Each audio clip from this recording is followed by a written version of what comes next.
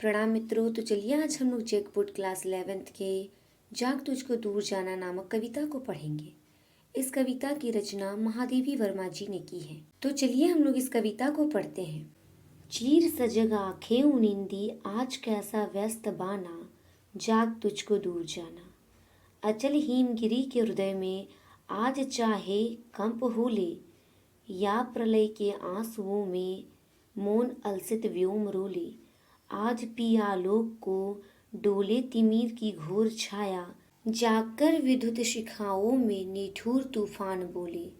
पर तुझे है नाश पथ पर चिन्ह अपने छोड़ जाना, जाग तुझको दूर जाना। इस कविता के माध्यम से महादेवी वर्मा जी ने लोगों में देशभक्ति के लिए समर्पित होने की प्रेरणा को जगाने का प्रयास किया है। महादेवी वर्मा जी लिखती हैं कि चीर सजग आंखें उनिंदी आज कैसा व्यस्त बाना, जाग तुझको दूर जाना। अर्थात वे भारतवासियों को कहती है, हे भारतवासी, तुम जाग जाओ क्योंकि तुम्हें बहुत दूर जाना है। तुम्हारी जो आंखें हैं वह उनिंदी की अवस्था में है।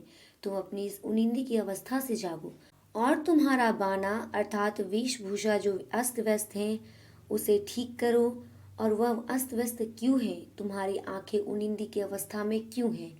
तुम इस उनिंदी की अवस्था से जागो और अपने देश हित के लिए कार्य करो। और इसके लिए तुम्हारे पथ में जितनी भी बाधक आए, सभी बाधकों को भेद कर तुम अपने राष्ट्र हित के लिए कार्य करो।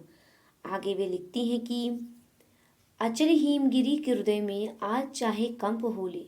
अर्थात जब तुम अपने राष्ट्र के हित के लिए आगे बढ़ोगे और हिमालय पर्वत के हृदय में आज चाहे कितनी भी कंपन क्यों न हो जाए, वह कंपन तुम्हारे पथ का बाधक नहीं बन सकता। आगे भी लिखती हैं, या प्रलय के आंसुओं में मौन अलसित व्योम रोले।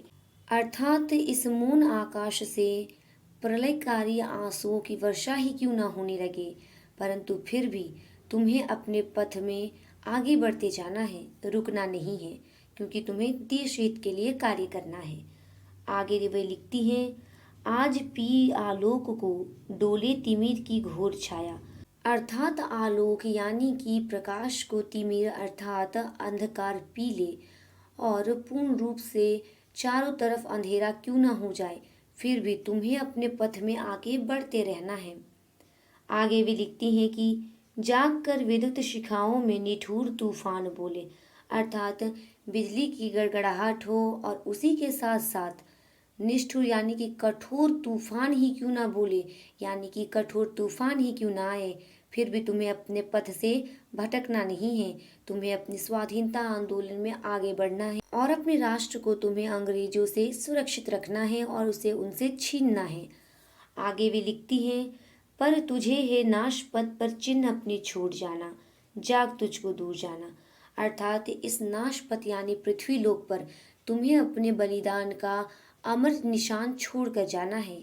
इसीलिए तुम चाहे कितने भी तुम्हारे पथ में बाधाएं आए, फिर भी उन सभी बाधाओं को भेद कर तुम आगे बढ़ो, स्वाधीनता आंदोलन में अपना सर्वस्व लुटा दो और इस नाशवान पृथ्वी पर, इस नाश पथ पर अपने निशान छोड़ जाओ, ताकि लोग तुम्हारे इस बलिदान को देखें और तुम्हारे बलिदान को समझें और उसका अनुसरण करें, ताकि हमारा देश कभी किसी का गुलाम ना रह सके।